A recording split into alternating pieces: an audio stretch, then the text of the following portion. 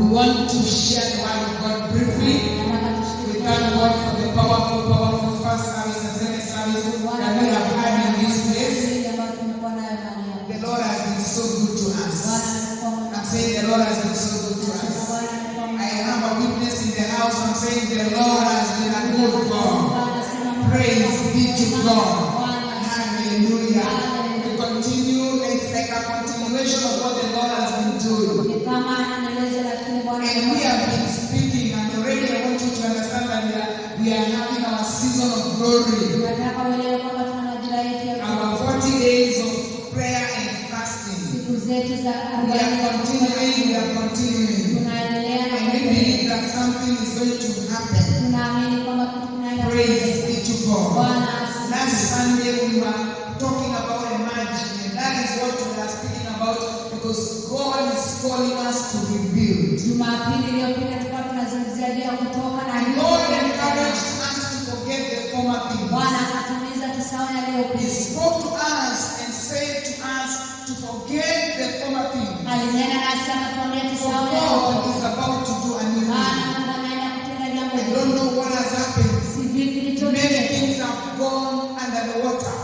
Many things have happened during this pandemic season. But the Lord our God is saying in Isaiah 43:18, forget the former things. Forget the pain that you have gone through. Forget the lack that you have experienced. Forget the pain that you have gone through.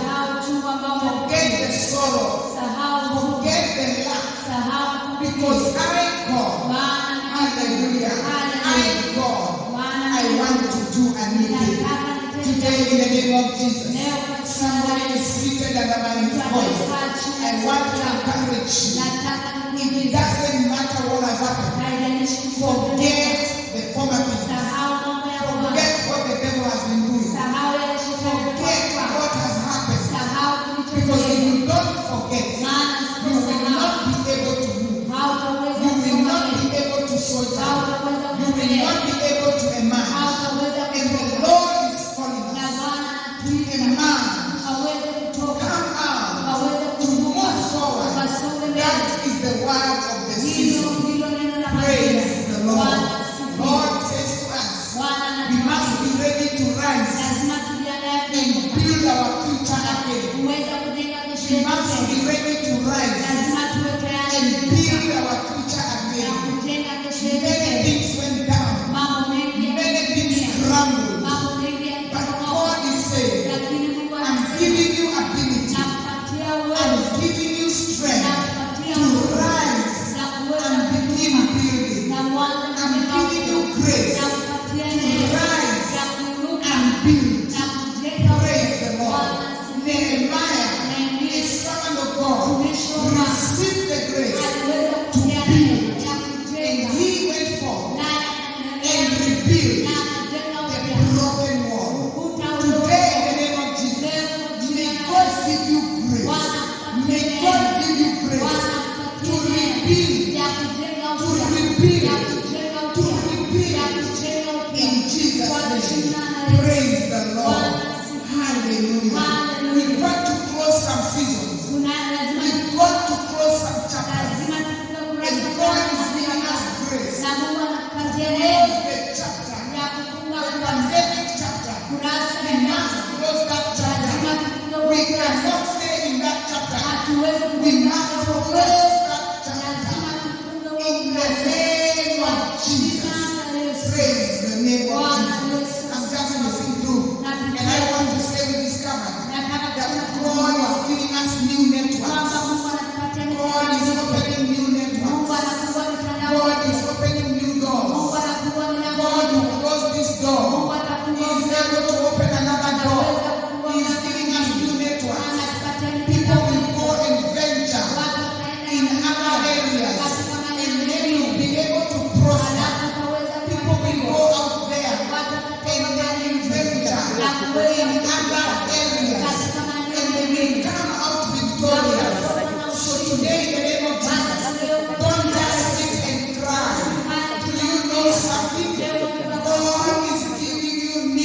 networks. God is opening new networks.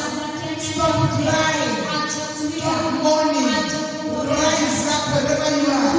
Because God is giving you grace. And you are going to access some networks that are going to touch your life. And they are going to change your destiny. They will change your destiny. They will change your future. They will change your life. Praise be to God. Hallelujah. Joseph said, you meant it for evil, but God has done it for good. Let me tell you, the pandemic came as an evil thing. But listen to me. God is turning everything for our own good. I'm saying God is turning everything for our own good. We must be ready to accept. We must be ready to adjust. And we must be ready to advance. I'm speaking about emerging.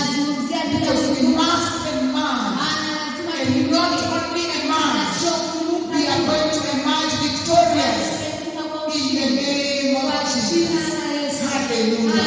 And I finished by saying, you can't cry forever. Today in the name of Jesus, I know many people have cried.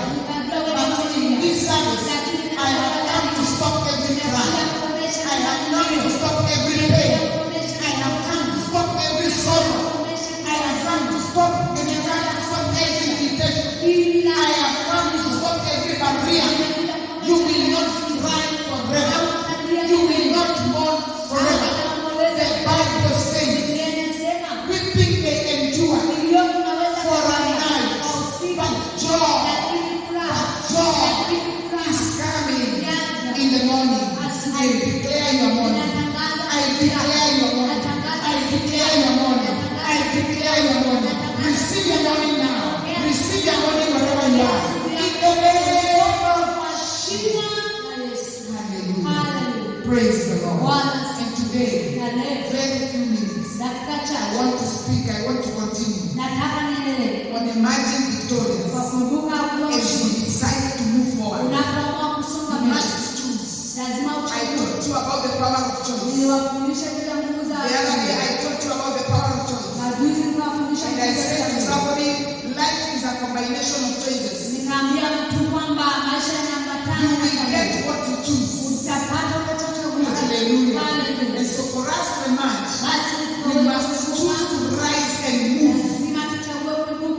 Nobody will push you. Nobody will pull you. But you must purpose. You must make a choice. Because choices and decisions determine our destiny. Hallelujah. You have an ability to choose anything in this life. And so I'm speaking about moving forward.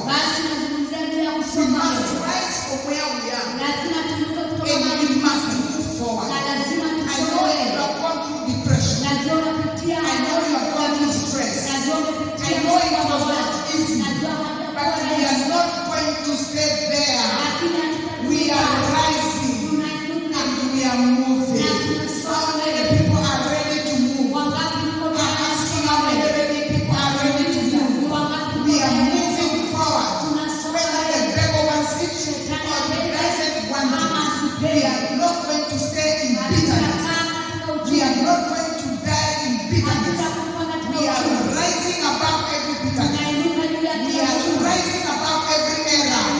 We are rising above sicknesses. We are rising above every demonic power. And we are moving forward in the mighty name of Jesus. So you must make a choice of moving. And I want us to read our Bibles and then we're going to bring it together and close the service. I'm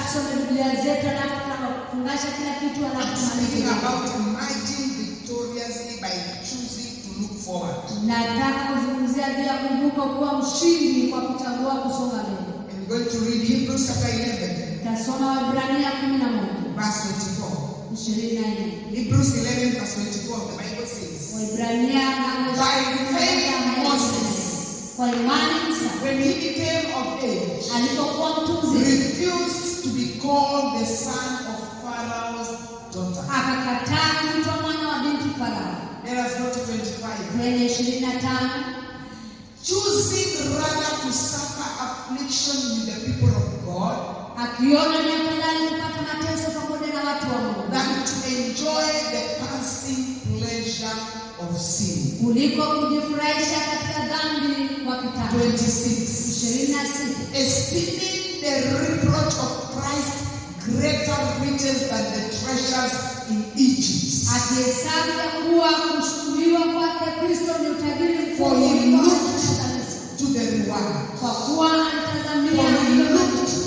to the reward. maana alitazamia Bible hasa says, Misri. by faith, Biblia inasema kwa imani Moses, Musa, by faith, kwa imani Moses, Musa, not by his power, sio kwa nguvu not zake, by education, sio kwa elimu not yake, by money, si kwa but pesa, by faith. bali kwa When imani. he became of age, Alipokuwa mtu mzima, everybody knows the story of kila Moses. mtu anaelewa habari za You Musa. know the story. Unaelewa So we are habari. not going to go there. Basi But the Bible says when he became of age, Biblia inasema alipokuwa mtu he mzima, rather chose to suffer affliction. alikataa kuwa, He made a choice. alifanya chaguo, He made a decision alifanya to maamuzi suffer affliction kupata with mateso the people of God na watu wa and Mungu enjoy the passing pleasures of sin. kuliko kujifurahisha katika dhambi kwa He kitambo. made a choice Alifanya because maamuzi he discovered he was in a wrong place. maana alijua alikuwa He mahali makosa, made a decision akafanya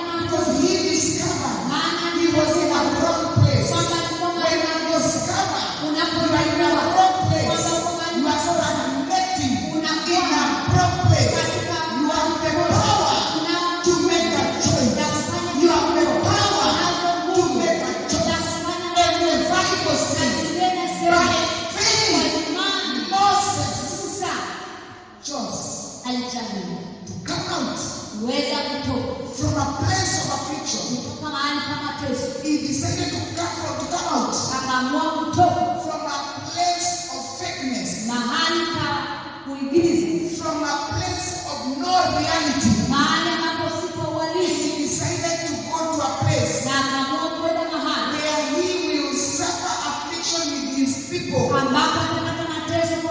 Hallelujah.